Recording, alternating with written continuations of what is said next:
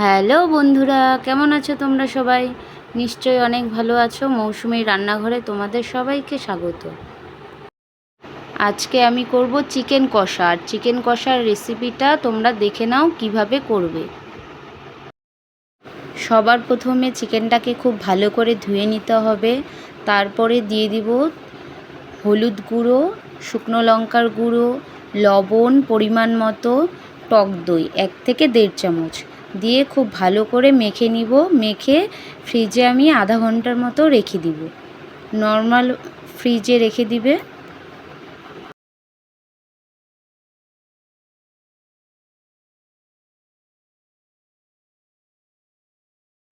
এখন আমি কড়াইয়ের মধ্যে তেল দিয়েছি, সর্ষের তেল, আর লবণ হলুদ দিয়ে আমি আলুটাকে ভেজে নিব। এখানে আমি 3টে আলু নিয়েছি, মাঝারি সাইজের, দুভাগ করে কেটে নিয়েছি। এখন আমি আলুটাকে ব্রাউন করে ভেজে নিব। আর তোমরা কম স্টিমে ভাজবে আলুটা, তাহলে আলুটা ভালো করে ভাজা হবে। আমার এখানে আলুটা ভাজা হয়ে গেছে। এক এক করে আমি আলুটাকে নামিয়ে নেব। তেলের মধ্যে দিয়ে দিব গোটা গরম মশলা, শুকনো লঙ্কা, তেজপাতা আর কুচিয়ে রাখা পেঁয়াজ দিয়ে দিব।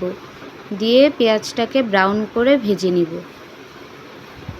এখানে আমি কোনো পেঁয়াজ পেস্ট ব্যবহার করিনি। এখানে আমি আদা আর রসুন পেস্ট করেছি।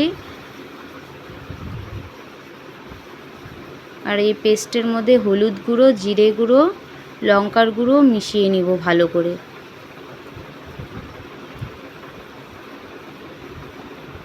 এখানে আমি কোনো পেঁয়াজ পেস্ট ব্যবহার করব না। এখন মশলাটা আমি পেঁয়াজ কুচোনোর মধ্যে দিয়ে দিব। আর বাটিটা ধুয়ে অল্প জল দিয়ে দিব।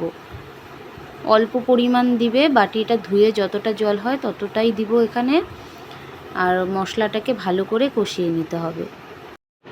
এখানে আমি আর জল দিব না, জল ছাড়াই মশলাটাকে খুব ভালো করে কষাবো। তো কষানো হয়ে গেলে ঠিক এমন কালারটাই আসবে, আর দেখবে তেল বেরিয়ে এসছে।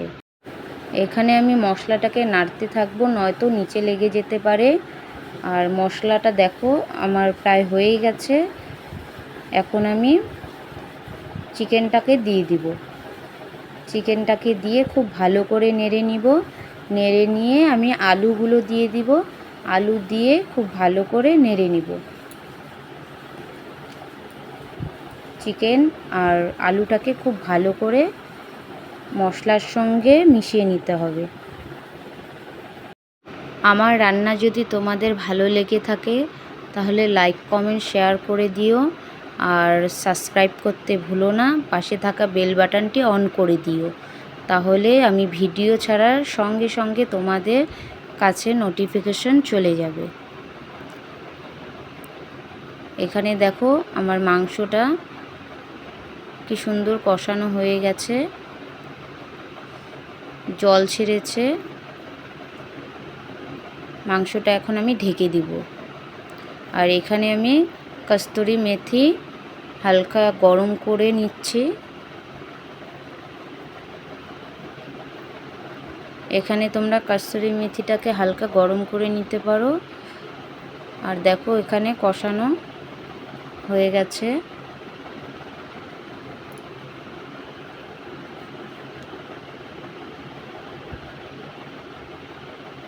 এখন আমি কস্তুরি মেথিটা গরম হয়ে গেছে, এখানে আমি একটু গুঁড়ো করে নিব।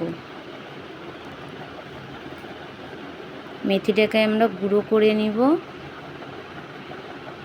গুঁড়ো করে নিলে বোঝা যাবে না, পাতা পাতাটা বোঝা যাবে না দিলে।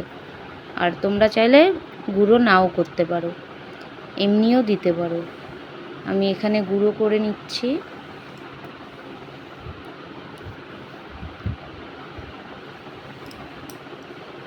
এখানে আমার মাংসটা একদম কষানো হয়ে গেছে। এখন আমি জল দিয়ে দিব। এখানে আমি হাফ গ্লাস জল দিয়ে দিচ্ছি। বন্ধুরা এখানে বেশি জল দিবে না একবারে, তোমাদের যদি জলের প্রয়োজন হয় গরম জল অল্প অল্প করে দিবে, বেশি জল একবারে দিয়ে দিলে তাহলে কোনো কিছুরই টেস্ট থাকে না। সে অল্প করে জল দিবে, তাহলে চিকেন কষাটা বানানোর জন্য আমরা অল্প করে জল দিব, আর নয়তো পাতলা হয়ে যাবে আর টেস্টটা ওরকম থাকে না।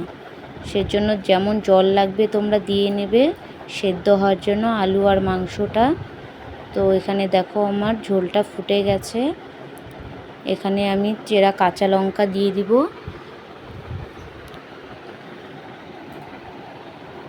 আর ঝালটা তোমরা তোমাদের ইচ্ছে মতো দিতে পারো।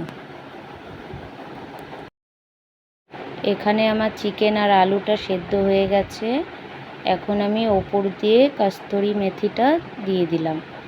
আর তোমরা যদি কস্তুরি মেথির গন্ধটা পছন্দ না করো বা হাতের কাছে না থাকলে তোমরা বাদ দিয়ে দিতে পারো।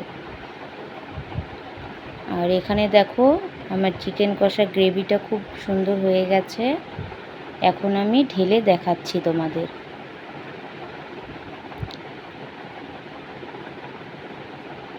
তোমরা এইভাবে সবাই করে দেখো, খুবই ভালো লাগবে।